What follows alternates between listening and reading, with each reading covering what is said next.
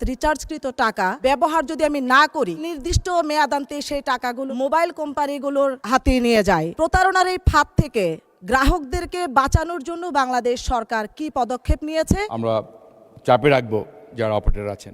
বাংলাদেশে গ্রাহকরা যদি ব্যাংকে টাকা রাখার পর সেই গচ্ছিত অর্থ চাহিদা মাত্র নির্দিষ্ট চার্জ কর্তনের মাধ্যমে সেই টাকা ফেরত নিতে পারে, তাহলে মোবাইল কোম্পানির কাছে আমরা যারা গ্রাহকরা মোবাইলে টাকা রিচার্জ করি এবং ডাটা রিচার্জ করি, সেই অব্যবহৃত ডাটা এবং মোবাইলের সেই টাকা অর্থাৎ রিচার্জকৃত টাকা ব্যবহার করার পর কিংবা ব্যবহার যদি আমি না করি, তাহলে নির্দিষ্ট মেয়াদান্তে সেই টাকাগুলোর কোনো ফেরত আমরা পাই না। অর্থাৎ সেই নির্দিষ্ট মেয়াদে সেই টাকাগুলো যে কোনো উপায়ে মোবাইল কোম্পানিগুলোর হাতে নিয়ে যায়।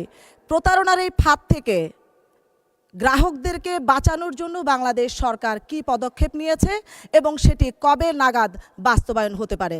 ধন্যবাদ মাননীয় স্পিকার। মাননীয় মন্ত্রী।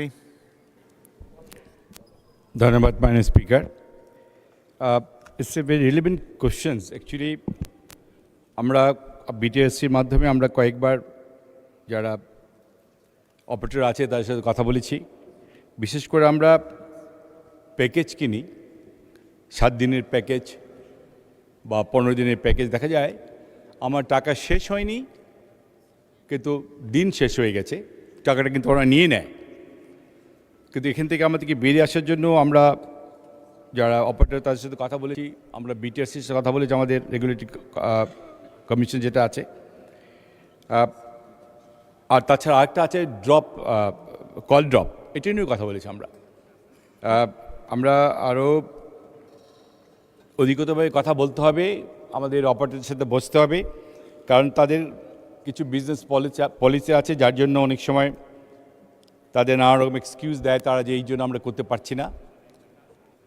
আমরা চেষ্টা করছি তাদের চাপের মুখে রাখতে, কারণ আমাদের আজকে মাননীয় সংসদ সদস্য যে কথা বললেন এটা আমরাও কনসার্ন।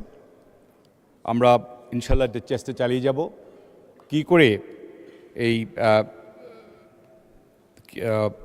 কি বলে এটাকে প্রবলেম থেকে বেরিয়ে আসা যায়। এটা আমরা নিশ্চয়ই আমরা চাপে রাখবো যারা অপারেটর আছেন।